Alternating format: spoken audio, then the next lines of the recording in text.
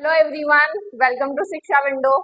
Continue करते हैं हमारे टॉपिक रेस्पिरेशन से। लास्ट क्लास में हम लोगों ने रेस्पिरेशन का मीनिंग डेफिनेशन समझा था कि रेस्पिरेशन होता क्या है।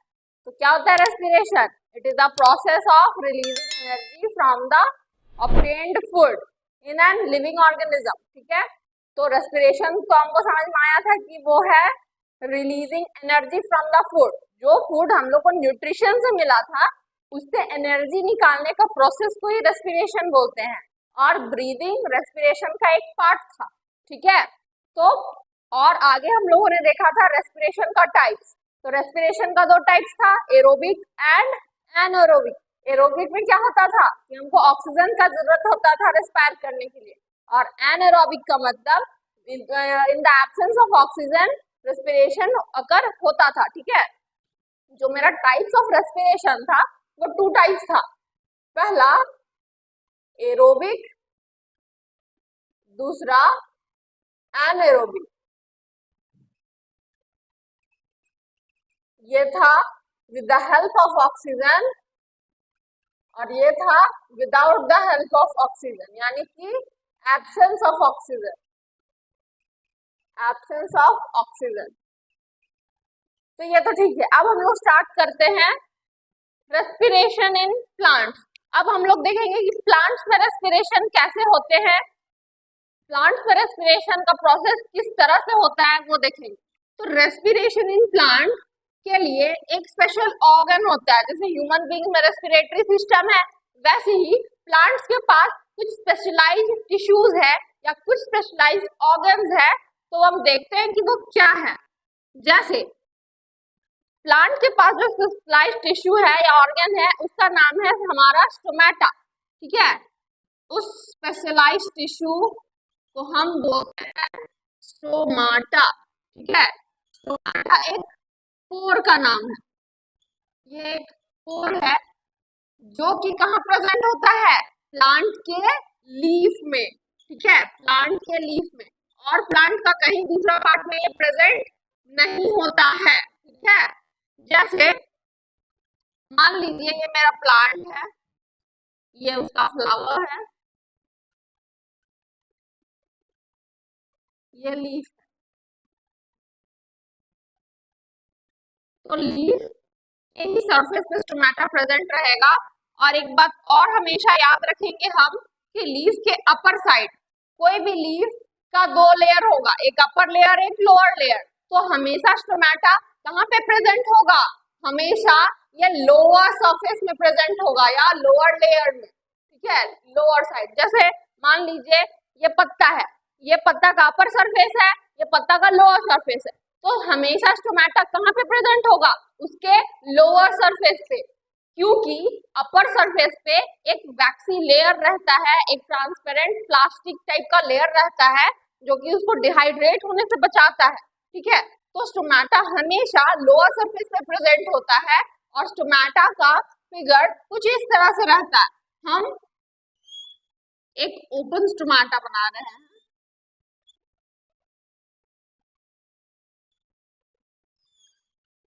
ठीक है, ये मेरा स्टोमेटल पोर है, ये मेरा स्टोमेटल पोर है, और ये दोनों मेरे गार्ड सेल्स हैं, गार्ड सेल्स, यानी कि इस स्टोमेटा का ये दरवाजा है, गेट है। ठीक है, जो कि इस पोर का ओपनिंग और क्लोजिंग को डिसाइड करता है। और ये जो डॉट डॉट स्ट्रक्चर है ये है मेरा क्लोरोप्लास्ट। क्लोरोप्लास्ट, क्योंकि प्लांट के लीफ में क्लोरोप्लास्ट होते हैं और ये लीफ का ही एक हिस्सा है, इसलिए इसके अंदर भी मेरा क्लोरोप्लास्ट प्रेजेंट है कहीं कहीं पे। और ये तो होल है, ये खाली जगह है, इसलिए यहाँ पे कोई क्लोरोप्लास्ट प्रेजेंट नहीं है। इसके अंदर स्पेस होता है, एयर स्पेस, जहाँ पे जो भी वो ब्रीदिंग करेगा प्लांट, वो एयर वहां पे स्टोर होता है। ठीक है, कुछ देर के लिए। अब हम देखते हैं, ये तो मेरा स्टोमेटा हो गया, स्टोमेटा का ये गार्ड सेल्स हो गया। ये गार्ड सेल का ओपनिंग एंड क्लोजिंग डिपेंड होता है वाटर पे। अगर इस गार्ड सेल को मतलब इस स्टोमेटा को ओपन होना होगा, यानी कि जब उसको जरूरत है, उस प्लांट को जरूरत है ब्रीद इन करने का या ब्रीद आउट करने का या फिर ट्रांसपीरेशन करने का, तो हमेशा ये पोर को खुला हुआ नहीं रखता है ये स्टोमेटा, उसको खोलना पड़ता है जब जरूरत है। तो क्या करता है ना कि जब इसको ओपन होना चाहिए या ओपन होने का इसको जरूरत है स्टोमेटा को, तो ये गार्ड सेल क्या करता है, अपने अंदर पानी फिल कर लेता है।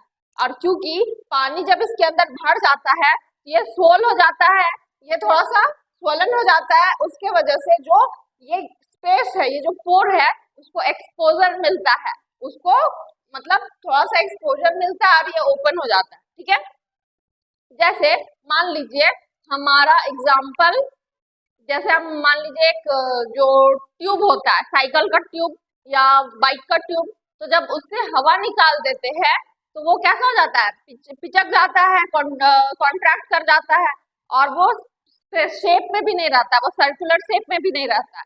लेकिन जब हम उसे हवा भरते हैं, ठीक है, तो वो क्या होता है, perfect square sorry circular shape में हो जाता है, यानी कि वो अपना शेप को पूरी तरह से ले जाता है। उसके अंदर अगर हम पानी भी भरेंगे तो वैसे ही वो गोल सा शेप ले लेगा। ठीक है, तो वैसी बात है, जैसे ये आपका टायर मान लीजिए टायर की तरह है, इसके अंदर अगर कुछ ना रहे, खाली रहे, ये पिचक जाएगा, और जैसे ये पिचकेगा ये पोर क्लोज जैसा एक्ट करेगा। ठीक है, और जैसे इसको खुलना रहेगा, ये अपने अंदर पानी को भर लेता है, जिसके वजह से इसका सरफेस खुल जाता है, और फिर अंदर का स्पेस यानी कि अंदर का पोर को एक्सपोजर मिलता है, वो ओपन हो जाते हैं। ठीक है, तो यहाँ पे एक क्वेश्चन है, the opening and closing of stomata depends upon, option मेरे बहुत सारे रहेंगे, सनलाइट हो जाएगा, क्लोरोफिल हो जाएगा, वाटर हो जाएगा, कार्बन डाइऑक्साइड, बस 4 ऑप्शन कुछ भी दिया हुआ रहेगा, उसमें से एक ऑप्शन रहेगा वाटर। तो हम किसको करेक्ट आंसर टिक करेंगे, वाटर को, है ना, क्योंकि गार्ड सेल का के अंदर अगर पानी नहीं रहेगा तो ये बंद रहेगा, और पानी रहेगा तो ये खुल जाएगा। यानी कि जो स्टोमेटा का ओपनिंग एंड क्लोजिंग होता है वो किसके ऊपर डिपेंडेंट है, वाटर के ऊपर, है ना। तो ये कैसे खुलता है, कैसे बंद होता है, वो तो हम लोग देख लिए। अब देखते हैं लीफ में स्टोमेटा किस तरह से प्रेजेंट रहता है, और जो वो रेस्पिरेशन कर रहा है वो कैसे कर रहा है। ठीक है, वो देखते हैं हम लोग। हम लोग देखेंगे cross section of a leaf. इसके डायग्राम के हेल्प से हम रेस्पिरेशन को कुछ ज्यादा बेहतर तरीके से सीख सकते हैं। ठीक है, तो चलिए देखते हैं cross section of a leaf. ये हम लीफ का एक डायग्राम बना दिए। क्रॉस सेक्शन का मतलब होता है कि उसके बीच में, मतलब अगर मान लीजिए ये मार्कर है, ये मार्कर का अगर हम क्रॉस सेक्शन का बात करेंगे, इसको जब हम बीच से तोड़ेंगे तो बीच का जो पार्ट है, यानी कि ये कुछ इस तरह का पोर्शन, तो उसके बीच में क्या क्या ताम झाम है वो मेरा कहलाता है क्रॉस सेक्शन। तो लीफ को जब हम टेयर करेंगे तो उसके बीच में क्या क्या चीज प्रेजेंट है, उसके थिकनेस के अंदर क्या क्या चीज प्रेजेंट है, वो मेरा कहलाता है cross section of a leaf. तो हम बहुत सिंपल सा डायग्राम बनाए हैं ताकि एक्सप्लेन कर सके हम। तो ये मेरा अपर लेयर है, ये मेरा cross section of a leaf है, जिसमें ये मेरा अपर लेयर है, जिसको हम अपर स्किन बोल सकते हैं या अपर एपिडर्मिस बोल सकते हैं। स्किन का दूसरा नाम एपिडर्मिस है ना। ये मेरा लोअर एपिडर्मिस है, लोअर एपिडर्मिस। इसके बीच में है, इसके बीच में है मेरा मीजोफिल लेयर, या पैलिसाइड लेयर भी बोल सकते हैं हम इसको, मीजोफिल लेयर। इसी मीजोफिल लेयर को पैलिसाइड लेयर भी बोलते हैं। अब देखिए ये दो तरह, मीजोफिल लेयर हमारा प्लांट का लीफ के अंदर स्पॉन्जिनेस लाता है, यानी कि जो वो स्पॉन्ज की तरफ फील होता है वो किसके चलते है, यही मीजोफिल लेयर के चलते। अब मीजोफिल लेयर के अंदर क्या क्या चीज प्रेजेंट होता है, क्लोरोप्लास्ट। ठीक है, ये जो मेरा डब्बा है ये है मेरा क्लोरोप्लास्ट, और इसी क्लोरोप्लास्ट के अंदर ग्रीन पिगमेंट प्रेजेंट होता है। ये सारा जो दिख रहा है डॉट डॉट, ये मेरा ग्रीन पिगमेंट है, जिसका नाम क्या होता है, क्लोरोफिल। ठीक है, क्लोरोफिल। अब यहाँ पे स्टोमेटा कहाँ पे है, ये ऊपर का लेयर एक प्लास्टिक का थिन प्रोटेक्टिव लेयर होता है, जिसका नाम है वैक्सीक्यूटिकल, वैक्सीक्यूटिकल। ये मेरा पानी का डिहाइड्रेशन पत्ता से, यानी पत्ता को सूखने से बचाता है, डिहाइड्रेट होने नहीं देता। अब मेरा स्टोमेटा कहाँ है, स्टोमेटा का ही तो मेन रोल है ना यहाँ पे रेस्पिरेशन में। स्टोमेटा मेरा कहाँ है? स्टोमेटा हम बताए थे कि स्टोमेटा अपर लेयर पे नहीं होगा प्रेजेंट, वो हमेशा लोअर सरफेस पे प्रेजेंट होगा। तो स्टोमेटा जो मेरा लोअर एपिडर्मिस है उसी के बीच में कहीं कहीं पे प्रेजेंट रहता है। तो ये मेरा एक स्टोमेटा है, ये मेरा दूसरा स्टोमेटा है, और बहुत सारे स्टोमेटास प्रेजेंट होते हैं। यहाँ पे दो ही बनाए हैं। यहाँ पे जो स्पेस दिख रहा है ये मेरा स्टोमेटा के पीछे का स्पेस है, जिसको हम एयर स्पेसेस भी बोल सकते हैं। एयर स्पेस, ये भी मेरा एयर स्पेस है, ठीक है। यहाँ पे जो भी रेस्पिरेशन के द्वारा एयर अंदर जाता है वो कुछ देर के लिए यहाँ ठहरता है, ठीक है। ये मेरा गार्ड सेल है, गार्ड सेल है ये, और ये भी मेरा गार्ड सेल है। अब हम बेसिकली देखते हैं कि रेस्पिरेशन होता कैसे। स्टोमेटा का ओपनिंग एंड क्लोजिंग तो बताए हैं कि ये वाटर पर डिपेंड करता है। जैसे स्टोमेटा को ओपन होना रहेगा, गार्ड सेल के अंदर पानी भर जाएगा, तो ये पोर मेरा ओपन हो जाएगा। और जैसे स्टोमेटा को क्लोज होना रहेगा, गार्ड सेल के अंदर से पानी निकल जाएगा, तो ये मेरा कुछ इस तरह से पिचक जाएगा। ये मेरा क्लोज स्टोमेटा, ठीक है, क्लोज स्टोमेटा है। अब देखिए, जैसे एयर में कार्बन डाइऑक्साइड प्रेजेंट है, तो एयर में कार्बन डाइऑक्साइड प्रेजेंट है, पत्ता को चाहिए कार्बन डाइऑक्साइड, क्योंकि ऑक्सीजन ये लेगा नहीं। ऑक्सीजन इसको नहीं ना चाहिए फोटोसिंथेसिस कराने के लिए, इसको रॉ मटेरियल में क्या चाहिए? कार्बन डाइऑक्साइड, है ना। तो कार्बन डाइऑक्साइड लेने के लिए ये सिर्फ कार्बन डाइऑक्साइड को तो एब्जॉर्ब नहीं करेगा। जैसे ये जो होल है यानी कि जो पोर है वो ओपन होगा, तो एनवायरमेंट में, एटमॉस्फेयर में जो भी एयर प्रेजेंट है वो सारे इसके अंदर जाएंगे, है ना। तो सारे इसके अंदर जाके यहाँ पे ठहरेंगे। अब क्लोरोफिल या क्लोरोप्लास्ट क्या करेगा? सिर्फ और सिर्फ कार्बन डाइऑक्साइड को यहाँ से लेके जाएगा अपने अंदर, ठीक है, और बाकी जितना एयर है सब वापस निकल जाएंगे, ठीक है। ओपन कैसे हुआ समझ गए हम। अब ओपन जैसे होगा क्योंकि बाहर में एयर प्रेजेंट है, इसके अगल बगल पूरा एयर भरा हुआ है, तो जैसे ये खुलेगा तो एयर का तो नेचर ही होता है ना कि वो एक दूसरे से दूसरे जगह मूव करते रहता है, उसका कोई स्थायी ठिकाना नहीं है। तो यहाँ भी अंदर चला गया वो एयर। अब यहाँ पे सारा एयर का मिक्सचर है, क्योंकि air is a mixture of different gases, तो यहाँ पे बहुत तरह के डिफरेंट गैसेस आए। यहाँ पे जब ये ओपन हुआ था तो एयर एंटर हुआ, अंदर में बहुत सारा एयर में बहुत सारा तरह का गैसेस है, लेकिन क्लोरोफिल क्या करेगा? सिर्फ और सिर्फ कार्बन डाइऑक्साइड को कैरी करके ले जाएगा, क्योंकि उसको जरूरत सिर्फ कार्बन डाइऑक्साइड का है, ठीक है। बाकी सारे गैसेस वापस इसी से बाहर आ जाएंगे, ठीक है। अब ये तो हो गया ब्रीद इन का पार्ट, ब्रीद इन हुआ। अब जैसे क्लोरोफिल एयर को लेगा यानी कि कार्बन डाइऑक्साइड को लेगा, तब वो सिंथेसाइज करेगा, जो भी ग्लूकोज वो बनाया उसको तोड़ेगा, ठीक है। अब एक सवाल यहाँ पे आता है कि प्लांट्स दिन में फोटोसिंथेसिस करते हैं तो रिलीज करते हैं क्या? जब वो दिन में फोटोसिंथेसिस करते हैं तो रिलीज करते हैं ऑक्सीजन और वाटर। ग्लूकोज तो बनाते ही हैं लेकिन रिलीज क्या करते हैं? ऑक्सीजन। सवाल आता है कि रात में वो लोग कार्बन डाइऑक्साइड रिलीज करते हैं या ऑक्सीजन, और बहुत को ये बोलता है कि रात में क्यों कार्बन डाइऑक्साइड रिलीज करते हैं? अगर कार्बन डाइऑक्साइड रिलीज करते हैं तो क्या वो ऑक्सीजन एब्जॉर्ब करते हैं? तो देखिए बात ऐसा है कि दिन में सनलाइट प्रेजेंट होता है जिसके हेल्प से फोटोसिंथेसिस होता है, और फोटोसिंथेसिस होता है तभी तो मेरा बाई प्रोडक्ट में ऑक्सीजन बनता है ना। फोटोसिंथेसिस होता है तभी तो मेरा बाई प्रोडक्ट में ऑक्सीजन बनता है।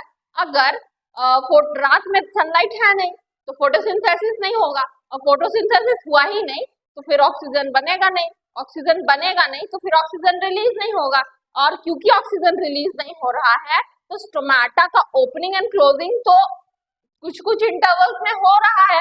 तो जैसे ये ओपन होता है तो अंदर में सारे एयर जाते हैं, सारे तरह के गैसेस जाते हैं, तो क्या होता है ना कि उसी के दौरान कार्बन डाइऑक्साइड एब्जॉर्ब होता नहीं है क्योंकि वो उसको जरूरत नहीं है, तो कार्बन डाइऑक्साइड बाहर भी आ जाता है, मतलब अंदर जाता है बाहर भी आ जाता है, ऑक्सीजन अंदर जाता है ऑक्सीजन भी बाहर आ जाता है, तो सारे गैसेस बाहर आ जाते हैं।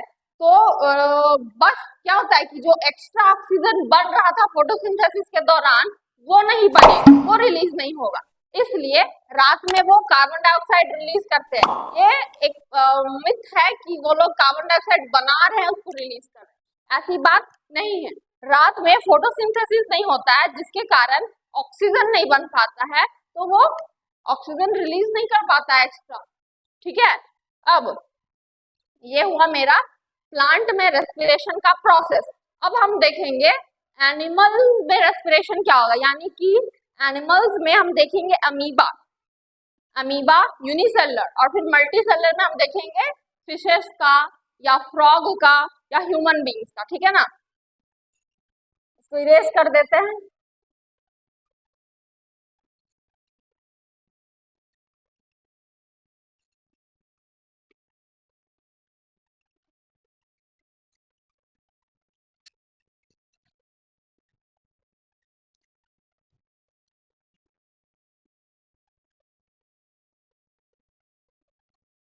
हम लोग देखते हैं respiration in amoeba. Respiration in amoeba, तो अमीबा एक तरह का यूनिसेलुलर ऑर्गेनिज्म है, यानी कि ये सिर्फ और सिर्फ एक सिंगल सेल कंटेन करता है। ये पूरा ऑर्गेनिज्म सिर्फ सिंगल सेल पे है, मतलब इसको कुछ भी करना है तो उसको वही एक सिंगल सेल के हेल्प से करना है। ठीक है, अमीबा कैसे रेस्पिरेशन करता है देखते हैं। मान लीजिए एक अमीबा है, सिंगल सेल्ड अमीबा, ये उसका न्यूक्लियस। ठीक है, अब ये उसका स्किन है, स्किन में मॉइस्चर प्रेजेंट है, यानी कि ये अमीबा हमेशा मॉइस्चर प्रेजेंट होता है, तो उसका स्किन हमेशा मॉइस्चराइज रहता है या मॉइस्चर ह्यूमिडिटी रहता है उसकी स्किन पे। तो ये अपने स्किन के हेल्प से स्किन पे जगह जगह पे टाइनी टाइनी पोर्स है, यानी कि ये सेमी परमिएबल है इसका स्किन। अब ये क्या करता है, डिफ्यूजन के मदद से ऑक्सीजन को एब्जॉर्ब करता है। यहाँ पे आप कह सकते हैं कि ये पार्शियल प्रेशर का एक रोल है। यहाँ पे अंदर में ऑक्सीजन लोअर कंसंट्रेशन पे प्रेजेंट है, ऑक्सीजन क्या है, लोअर कंसंट्रेशन। अब बाहर ऑक्सीजन हायर कंसंट्रेशन में प्रेजेंट है, हायर कंसंट्रेशन में प्रेजेंट है।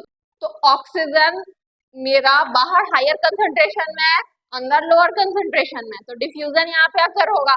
डिफ्यूजन में क्या होता है, the flow of particle from higher concentration to lower concentration. अब बाहर में ऑक्सीजन हायर कंसंट्रेशन पे था, ये फ्लो करेगा किधर, अंदर की ओर, यानी कि लोअर कंसंट्रेशन की ओर। तो जहां जहां पे टाइनी टाइनी होल्स है, पोर्स है, उसके हेल्प से, क्योंकि ये स्किन इसका किस नेचर का है, सेमी परमिएबल, यानी कि ये सिलेक्टेड पार्टिकल्स को अपने अंदर बाहर जाने दे सकता है, सेमी परमिएबल। ठीक है, तो इस प्रोसेस से, डिफ्यूजन के प्रोसेस से क्या होता है, अमीबा रेस्पिरेशन करता है, ऑक्सीजन लेता है, और अंदर में जब इसका खाना फूड सिंथेसाइज होता है, डाइजेशन होता है, जो बाई प्रोडक्ट बनता है, तो कार्बन डाइऑक्साइड ये भी रिलीज करेगा। जब एनर्जी में टूटेगा फूड तो कार्बन डाइऑक्साइड अंदर में अब ज्यादा हो गया, अब बाहर में कम, तो लोअर कंसंट्रेशन बाहर हुआ,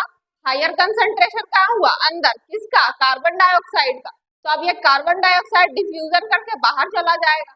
तो अमीबा इस कुछ इस तरह से ब्रीद इन ब्रीद आउट करता है और इसके अंदर रेस्पिरेशन होता है। ठीक है, तो रेस्पिरेशन में क्या होता है, it is the process of releasing energy from the food. तो जैसे मान लीजिए अमीबा खाना बनाया या खाना खाया, जिससे वो क्या लिया, ग्लूकोज फूड लिया। अब ये फूड को यूटिलाइज करना प्रोसेस बनाने के लिए, तो ये किस तरह रेस्पिरेशन कैरी कर रहा है, ऑक्सीजन ले रहा है, कार्बन डाइऑक्साइड रिलीज कर रहा है, ये एरोबिक रेस्पिरेशन कर रहा है ऑक्सीजन। ठीक है, अब ये क्या करेगा, इसका ग्लूकोज टूटेगा, एनर्जी में, एनर्जी में बाय प्रोडक्ट में क्या बनेगा, कार्बन डाइऑक्साइड और, ठीक है। अब ये इस कार्बन डाइऑक्साइड को बॉडी में तो रखेगा नहीं, तो इसको बाहर निकालेगा, किस प्रोसेस से निकाल रहा है, डिफ्यूजन के प्रोसेस से। अंदर हायर कंसंट्रेशन हो गया था, बाहर लोअर, तो ये अंदर से बाहर की ओर मूव करेगा। अब ये जो एनर्जी मिला, इस एनर्जी को यूटिलाइज करेगा, चाहे तो इसको अमीबा रिप्रोडक्शन करने में यूटिलाइज करे या खुद को ग्रो करने में यूटिलाइज करे। ठीक है, तो वो सब हो गया। अब देखते हैं हम लोग रेस्पिरेशन इन फिश, तो गिल्स करता है, जैसे देखिए फ्रॉग ले लेते हैं, फ्रॉग ले लीजिए, अर्थवॉर्म, टेपवर्म, बहुत कुछ है। ये लोग क्या है, अपना स्किन के पास स्पेशल ऑर्गन होते हैं, लंग्स वगैरह रेस्पिरेशन के लिए। ये लोग स्किन के हेल्प से ही रेस्पिरेशन करते हैं, ठीक है। ये लोग स्किन के हेल्प से रेस्पिरेशन करते हैं। स्किन में सेम टू सेम वही प्रोसेस है जो बताया अभी बात, जैसे ये फ्रॉग का स्किन है। अब ये फ्रॉग के अंदर का स्किन है, इसके अंदर में ऑक्सीजन लोअर कंसेंट्रेशन में प्रेजेंट है और बाहर ऑक्सीजन हायर कंसेंट्रेशन में प्रेजेंट है। तो डिफ्यूजन बाहर में ऑक्सीजन ज्यादा अमाउंट में प्रेजेंट है, तो ऑक्सीजन डिफ्यूज होके इसके अंदर चला जाएगा, ठीक है। ये हो गया उसका ब्रीद इन। जैसे ग्लूकोज को तोड़ेगा एनर्जी में, तो जो CO2 बनेगा, कार्बन डाइऑक्साइड बनेगा, तो रिलीज होगा डिफ्यूजन के प्रोसेस से। ज्यादा हायर कंसंट्रेशन है, बाहर लोअर, तो फिर ये अंदर से बाहर की ओर मूव करेगा, ठीक है। ये हो गया मेरा रेस्पिरेशन इन फ्रॉग। या जो भी स्किन से रेस्पायर करते हैं उसमें डिफ्यूजन का यूज होता है। अब मेरा आता है फिश, रेस्पिरेशन इन फिश। तो फिश के पास एक स्पेशल ऑर्गन है जिसका नाम है गिल्स, GILLS। ये जस्ट गिल नहीं है, ये फिश का गिल है, ठीक है।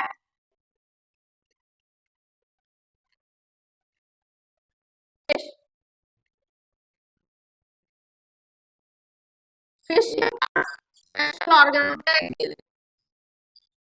दो गिल होते हैं, एक लेफ्ट साइड एक राइट साइड। तो बना दिए, मान लीजिए फिश,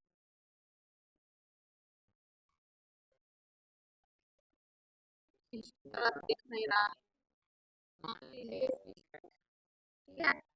तो यहाँ गिल कहाँ प्रेजेंट होता है, यहाँ पे ना एक पीछे साइड भी प्रेजेंट होता है, ठीक है। प्रेजेंट होता है, तो दो गिल को गिल्स बोल रहे हैं। अब गिल के अंदर क्या होता है, गिल के अंदर उसका प्रोसेसिंग कुछ इस तरह से है। ये जो वाटर के अंदर ऑक्सीजन प्रेजेंट है, तो ये किस फॉर्म में प्रेजेंट है, डिसॉल्व स्टेट में है ना, एयर का फॉर्म में नहीं है, क्योंकि पानी के अंदर एयर बबल्स स्टोर नहीं हो सकते है ना। तो वाटर के अंदर डिसॉल्व्ड ऑक्सीजन प्रेजेंट है, डिसॉल्व्ड ऑक्सीजन प्रेजेंट है। अब फिश क्या करेगा, फिश को यही डिसॉल्व ऑक्सीजन को लेना है, तो गिल्स इस डिसॉल्व्ड ऑक्सीजन को लेते हैं और फिर ऑक्सीजन के अंदर उसको कन्वर्ट करके फिर फिश को देते हैं। तो गिल इसी के लिए स्पेशलाइज्ड है, ये डिसॉल्व्ड ऑक्सीजन से रेस्पायर करते हैं, ठीक है। अब हम लोग देखते हैं respiration in human beings. Respiration in human beings, ये मेरा मेन मुद्दा है रेस्पिरेशन का, रेस्पिरेशन इन ह्यूमन बीइंग्स।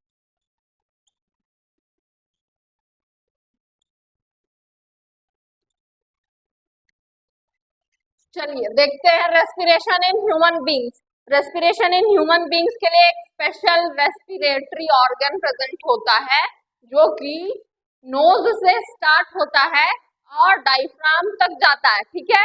यानी कि रेस्पिरेटरी सिस्टम के अंदर मेरा विंड पाइप नोज से स्टार्ट होके विंड पाइप, फिर रिंग्स ऑफ कार्टिलेज या इसको ट्रैकिया भी बोलते हैं। अब ये नीचे में ये मेरा लंग्स है, लंग्स, ये मेरा जो डोम शेप्ड ऑर्गन है वो है मेरा डायफ्राम। ये मेरा, यहाँ देखते हैं क्या क्या, ठीक है। देखिए जो मेरा नोज है, नोज के अंदर एक पैसेज होता है जिसको क्या बोलते हैं हम लोग, नेजल पैसेज या नेजल कैविटी भी बोलते हैं हम लोग, नेजल पैसेज। अब नेजल पैसेज के जस्ट बाद में कंटिन्यू होता है विंड पाइप, ठीक है, नेजल पैसेज के नीचे। अब देखिए नेजल पैसेज के बाद और विंड पाइप से पहले माउथ का जो मीटिंग पॉइंट है और नेजल पैसेज का जो मीटिंग पॉइंट है, यानी कि बकल कैविटी जो हमारा जीभ के बाद का पोर्शन और जो नाजल पैसेज के नीचे का पोर्शन, वो आके जो थ्रोट एरिया है, जो टॉन्सिल वाला एरिया है, यहाँ पे ये कॉमन मीटिंग पॉइंट होता है, ठीक है। यानी कि हम मुंह से कुछ खा रहे हैं या नोज के हेल्प से कुछ सामान आ रहा है, तो यहाँ पे कॉमन मीटिंग पॉइंट है, ठीक है। कॉमन मीटिंग पॉइंट के बाद वो लोग सेपरेट होते हैं, उसके बाद वो लोग अलग अलग पाइप में जाते हैं, या तो वो फूड पाइप में जाएंगे या विंड पाइप। अब सवाल है कि यहाँ पे जो कॉमन मीटिंग पॉइंट था, इसके बाद डिसाइड कैसे होता है कि किस सामान को फूड पाइप में भेजना है और किस सामान को विंड पाइप में भेजना है। तो यहाँ पे एक मस्कुलर ऑर्गन प्रेजेंट होता है जिसका नाम है एपिग्लॉटिस। एपिग्लॉटिस ये एक पर्दा या मस्कुलर बाउंड्री का काम करता है, जो कि क्या करता है, एक बार में एक ही पाइप को ओपन करता है, चाहे वो फूड पाइप को ओपन करेगा या विंड पाइप को। तो जैसे मुंह के साइड से कुछ सामान आता है, मुंह के साइड से कुछ सब्सटेंस आता है, तो ये एपिग्लॉटिस ब्रेन को सिग्नल भेजता है कि अभी माउथ के साइड से कुछ आ रहा है, तो विंड पाइप को क्लोज करना है और फूड पाइप को ओपन करना है। तो मुंह के साइड वाला जो भी सामान आएगा वो किसके अंदर जाएगा, फूड पाइप के अंदर। अब जैसे नोज के साइड से कुछ सामान आता है, तो एपिग्लॉटिस तुरंत ब्रेन को मैसेज भेजता है, सिग्नल भेजता है कि बाई नोज की तरफ से कुछ आ रहा है, हमको विंड पाइप को ओपन करवाना है और फूड पाइप को क्लोज। तो जैसे नोज के साइड से कुछ आता है तो फूड पाइप बंद हो जाता है, विंड पाइप ओपन हो जाता है, तो नोज के साइड वाला सामान किसके अंदर चला जाता है, विंड पाइप के अंदर, ठीक है। अब एक टाइम पे एक ही पाइप खुल सकता है, या तो फूड पाइप या तो विंड पाइप, ठीक है। अब देखिए जैसे नेजल पैसेज से एयर जा रहा है, ठीक है। अब ये एपिग्लॉटिस उसको सिग्नल भेजा, एपिग्लॉटिस सिग्नल भेजा ब्रेन को कि नेजल पैसेज की तरफ से कुछ आ रहा है, नोज की तरफ से कुछ आ रहा है, विंड पाइप को खोलना होगा। तो फूड पाइप बंद हो गया, अब विंड पाइप खुला, ठीक है। तो विंड पाइप खुला तो एयर इसके अंदर जाएगा जाएगा जाएगा, ये ट्रैकिया को पार करते वो कहाँ पहुंचेगा, इस लंग्स के अंदर जो पाथ है, ठीक है। ये जो मोटा मोटा ब्रांचेस दिख रहा है, ये जो मेन ब्रांच है, इसको कहते हैं ब्रोंकाई। और ये जो छोटा छोटा स्टेम की तरह दिख रहा है ब्रांचेस, इसका नाम है ब्रोंक्यूल्स। ब्रोंक्यूल्स, ठीक है। अब देखिए सिमिलरली इधर भी एक लेफ्ट लंग है, मान लीजिए ये लेफ्ट लंग है, ये मेरा राइट लंग, ये मेरा राइट लंग, ठीक है। इसके जस्ट नीचे प्रेजेंट है ये जे शेप्ड ऑर्गन जिसका नाम है डायफ्राम। ये जे बोलते हैं डोम शेप्ड ऑर्गन, ठीक है। डोम शेप्ड ऑर्गन, इसका नाम है डायफ्राम। इसका रोल बताएंगे अभी। जैसे यहाँ से एयर पास हुआ आया, ये कहाँ जाएगा, इस पैसेज के अंदर जाएगा, ठीक है। अब ये अंदर फ्लो करेगा, ठीक है। ये जो मेरा छोटा छोटा पोर दिख रहा है, छोटा छोटा जो हम बिंदु बिंदु दिए हैं, ये मेरा है एल्वियोली। क्या है मेरा, एल्वियोली, और प्लूरल फॉर्म एल्वियोली का एल्वियोलस, ठीक है। अब मेरा ये एयर इसके अंदर बहेगा, तो ये इसके अंदर भी फ्लो करेगा, इसके अंदर भी फ्लो करेगा, सब कुछ के अंदर फ्लो करेगा। अब ये जो एल्वियोली है मेरा, ये किससे कनेक्टेड रहता है, ब्लड वेसल्स। हर एक एल्वियोली ब्लड वेसल से कनेक्टेड रहता है, ब्लड कैपिलरी से वो लैश रहता है, ठीक है। अब विंड के अंदर जो ऑक्सीजन प्रेजेंट है, तो ऑक्सीजन को ही एल्वियोली क्या करेगा, पास करेगा। यानी कि जो ब्लड वेसल है उसके अंदर प्रेजेंट होता है WBC, RBC, प्लेटलेट्स, प्लाज्मा, हर कुछ ब्लड का सब कुछ प्रेजेंट रहता है। लेकिन जो RBC है, RBC के अंदर जो हेमोग्लोबिन प्रेजेंट होता है, वो सिर्फ किसको कैरी करेगा, ऑक्सीजन को, बाकी गैसेस को वो कैरी नहीं करेगा, ठीक है। एल्वियोली से जो कनेक्टेड है ब्लड वेसल, ये सिर्फ और सिर्फ ऑक्सीजन को अपने साथ लेके जाएगा। और ब्लड वेसल के अंदर ऐसा कौन सा मटेरियल है जो ऑक्सीजन को लेके जाएगा, वो है RBC, रेड ब्लड सेल्स के अंदर जो हेमोग्लोबिन है वो ऑक्सीजन को बेसिकली कैरी करके ले जाता है। और क्योंकि जैसे ऑक्सीजन एब्जॉर्ब कर लिया ब्लड, और ब्लड का नेचर कैसा है, वो ऊपर से नीचे तक सर्कुलेट होते रहता है, मूव होते रहता है, तो जो ऑक्सीजन है वो पूरा बॉडी में सर्कुलेट होगा, जहां जहां ऑक्सीजन का जरूरत होगा वहां वो देते जाएगा, है ना। तो ये हुआ मेरा ऑक्सीजन का एब्जॉर्प्शन। अब ये डायफ्राम का क्या रोल है, जैसे हम लोग रेस्पिरेशन करते हैं तो रेस्पिरेशन में बहुत सारा प्रोसेस है, खाना का टूटना हो गया, ऑक्सीजन का लेना, कार्बन डाइऑक्साइड का रिलीज करना, ये सारा प्रोसेस। यहाँ पे ये डायफ्राम का क्या रोल है, जैसे हम सांस अपने से ले तो सकते हैं, जैसे हम इनहेल यानी ब्रीद इन खुद से कर सकते हैं, लेकिन ब्रीद आउट खुद से नहीं कर सकते हैं। यानी कि हमको ब्रीद आउट करने के लिए, जैसे एयर अंदर खुद से हम इसको एयर को एब्जॉर्ब किए, ब्रीद इन किए, लेकिन जो एयर अंदर आ गया है, जो एयर अंदर ट्रैप हो गया है, वो क्या खुद से पीछे जाके निकल सकता है? नहीं। ये ब्रीद आउट करने के लिए ये डायफ्राम मेरा हेल्प करता है। ये डायफ्राम हेल्प करता है, कैसे करता है देखते हैं। जैसे हम सांस इनहेल किए यानी कि ब्रीद इन किए, तो मेरा जो लंग्स था, लंग वो क्या होगा, एक्सपैंड, क्योंकि कुछ सामान आया है तो अपना एक्सपैंड करेगा ना जी, हटाएगा। हम लोग एक बार में बहुत सारा सांस इनहेल कर सकते हैं, है ना। 1 लीटर लगभग मतलब 1 मीटर क्यूब वॉल्यूम इनहेल कर सकते हैं। तो ये क्या करेगा, जैसे ये मेरा लंग्स है, ठीक है, लंग्स के ऊपर रिब केज का प्रोटेक्शन होता है, थोड़ा सा जगह रहता है दोनों के बीच में। जैसे सांस इनहेल किया जाता है तो ये लंग क्या करता है, स्वेल, है ना, तो स्वेल करता है, ये रिब केज और लंग दोनों आसपास आ जाते हैं, ये फूल जाता है। तो फूलता है तो क्या होता है, ये डायफ्राम को दबाता है तो ये जो डोम शेप है ये कैसा हो जाता है, ये लंबा हो जाता है, स्ट्रेट हो जाता है, ठीक है। अब जैसे ये दब गया, इसका नेचर, ये एक मस्कुलर ऑर्गन है, मस्कुलर टाइट ऑर्गन है, इसके अंदर बोन्स नहीं होते हैं। तो ये दबाया तो ये सीधा हो गया, लेकिन इसका टेंडेंसी अपना कैसा है, इसका डोम शेप ही रहने का टेंडेंसी, यानी कि ये रिटेन करना चाहेगा अपना ओरिजिनल पोजीशन को, तो ये वापस से क्या करेगा, लंग को प्रेस करेगा, और जैसे ये अपना ओरिजिनल पोजीशन पे आने के लिए क्या करेगा, ऊपर प्रेस करेगा।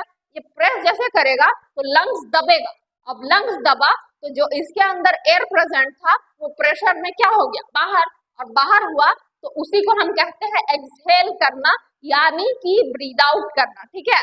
और ब्रीद आउट में क्योंकि अंदर में क्या प्रेजेंट था, अदर गैसेस, ऑक्सीजन को छोड़ के बाकी जितना गैस था वो यहीं पे अटक गया था, और यहीं से फिर वो वापस चला जाता है, बॉडी सिर्फ ऑक्सीजन को ले जाता है।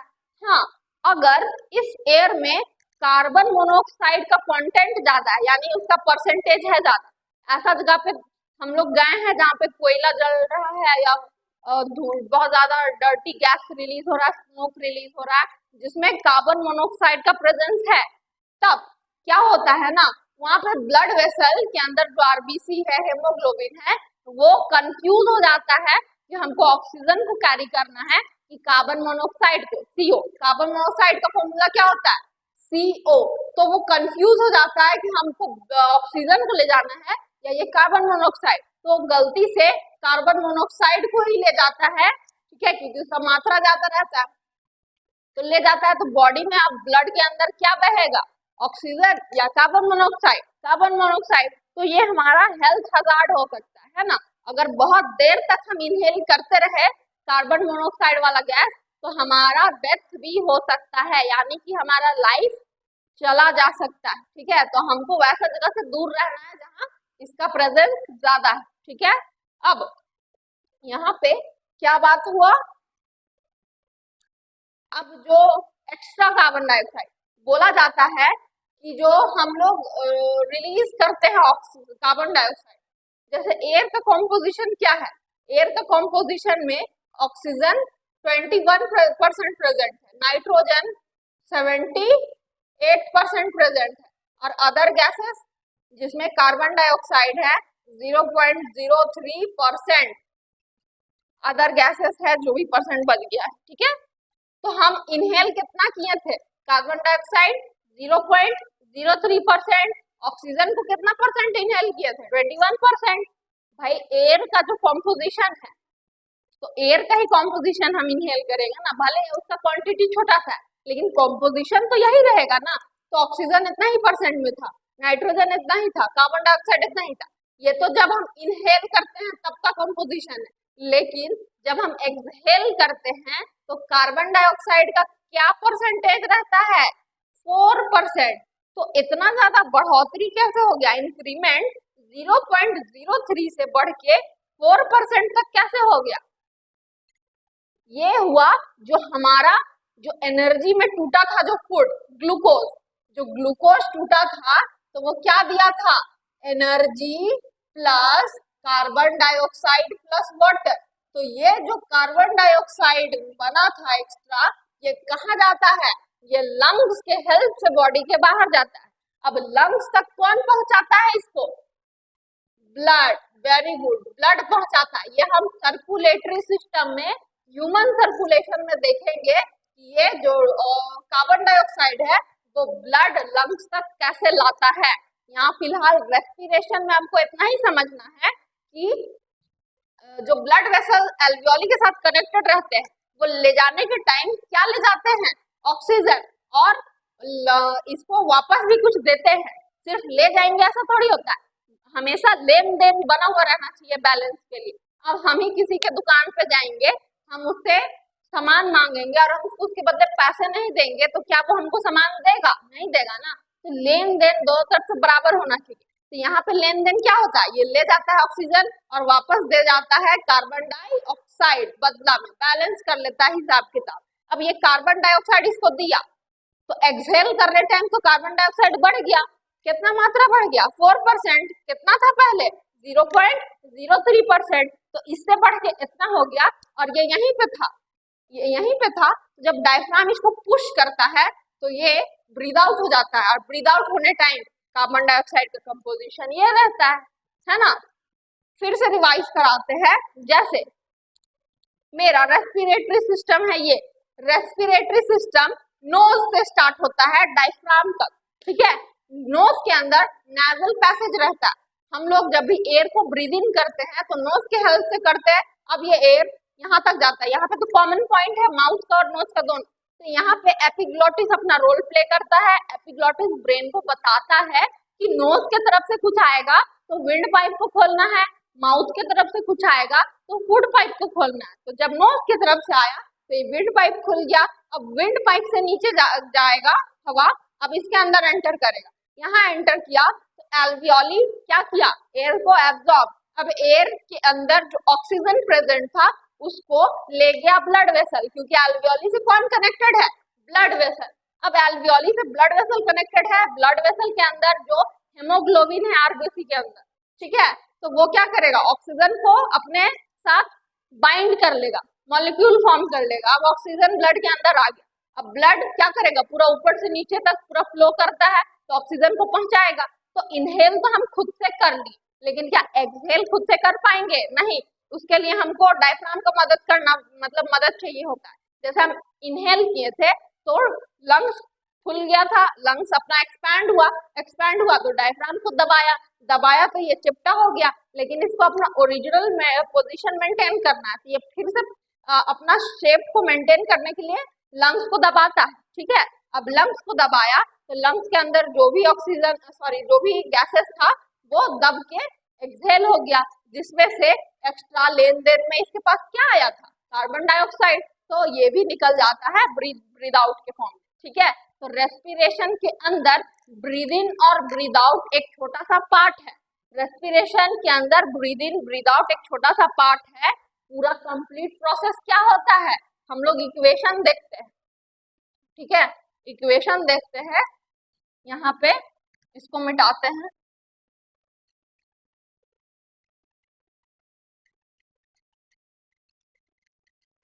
रेस्पिरेशन का इक्वेशन क्या है? जब मेरा फूड यानी कि ग्लूकोज टूटता है किसका प्रेजेंस में?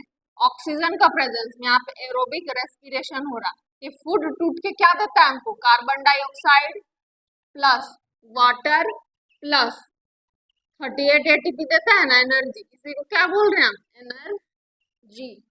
ये एनर्जी तो हम यूज करेंगे, लेकिन ये जो कार्बन डाइऑक्साइड है ये वापस बॉडी से बाहर निकल जाता है, ब्रीद आउट करते हैं तब। ब्रीद इन में जाता है ऑक्सीजन, अब ब्रीद आउट में निकलता है क्या, कार्बन डाइऑक्साइड। ठीक है, इसका नोट दे दिया जाएगा आप लोगों को। ये हो गया रेस्पिरेशन।